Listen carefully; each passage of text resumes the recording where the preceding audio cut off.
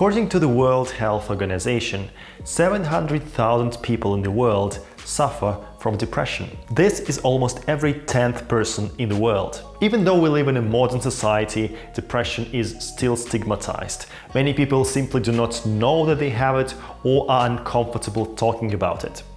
In this video, I want to talk about how I believe watching or performing magic can help those affected by depression. Now, this video is not a medical advice. I am not a doctor, I am not a psychotherapist. I simply have been struggling with depression myself for quite a while, so this is just my personal take on how I believe the beautiful art of magic can help, even just a little bit, to lift the dark veil of depression and sadness. My name is Alex Romanov, this is Art of Impossible. Let's begin.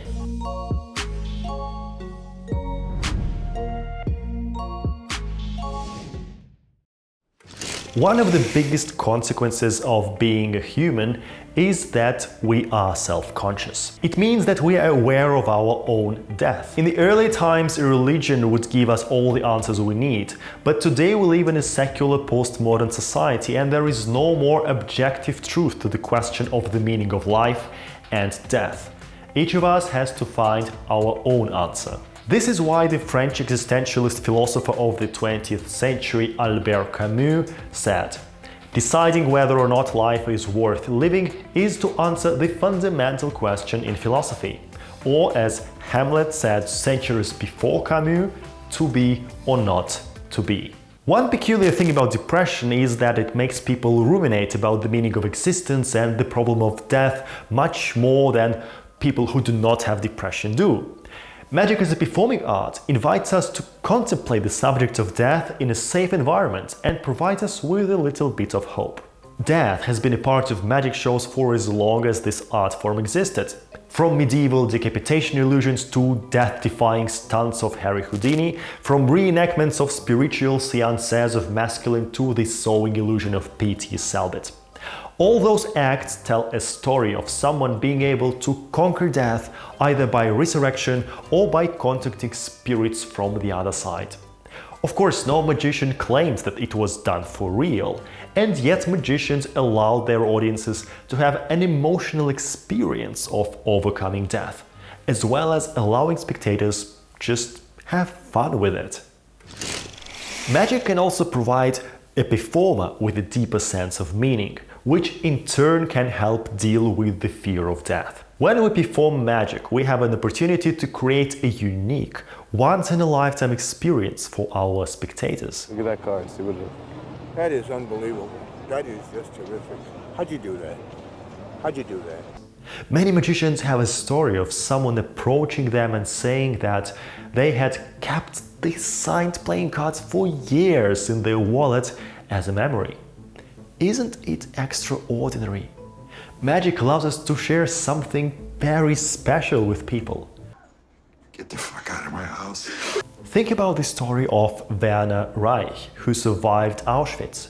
He was taught his first magic trick in a concentration camp during the Second World War by a fellow inmate. Magic provided him with something that he so much needed at this moment, an escape from a devastating reality, and in the end, it was one of the things that helped him survive.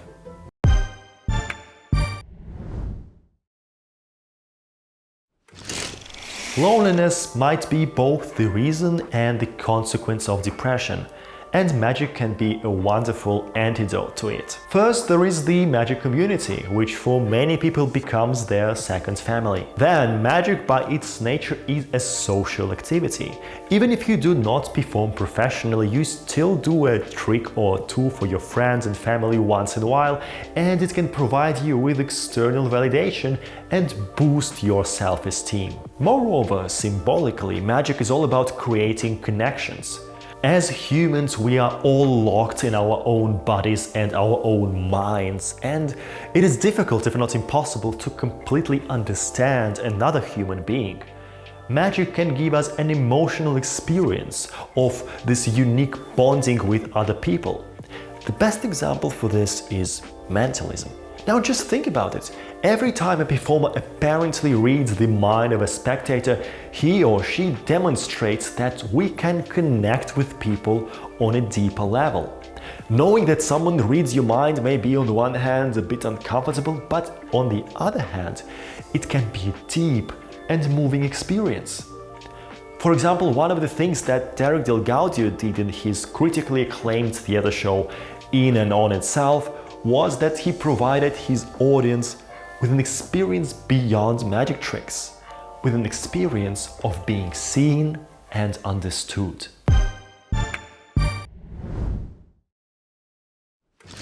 Magic can be a wonderful and rewarding profession, but it is also an amazing hobby.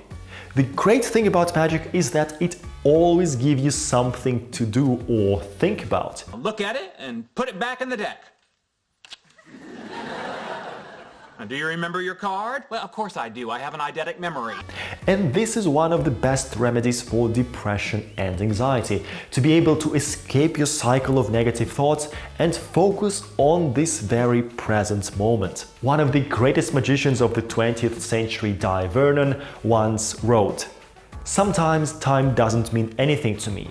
There are times when I intend to go to bed, get ready, put on my pajamas, and suddenly decide to work on some kind of card trick.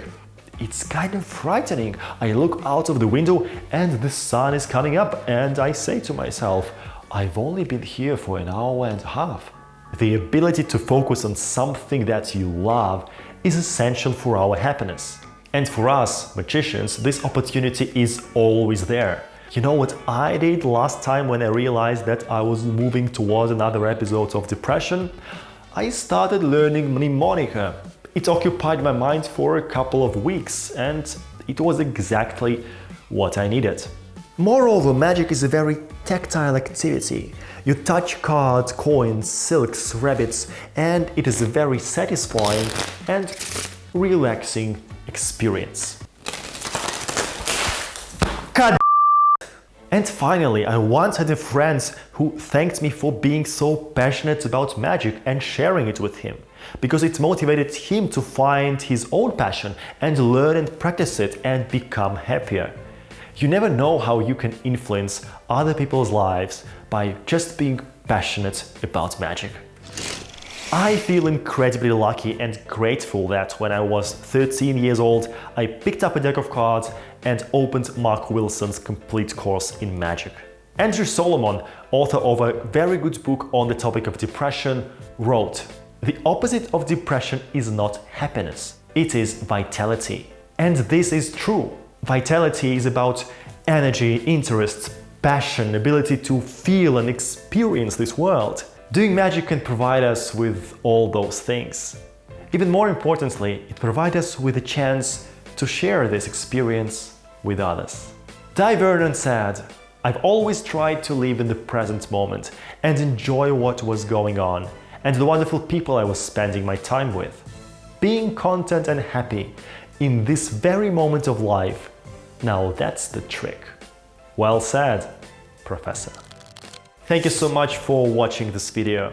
Once again, I must say this is not a professional medical advice. This is just my personal philosophical rumination on the topic of how I believe magic can make us a little bit happier. Take care of your mental health, and if you can, help those around you. My name is Alex Romanov. This was Art of Impossible. I will see you next time.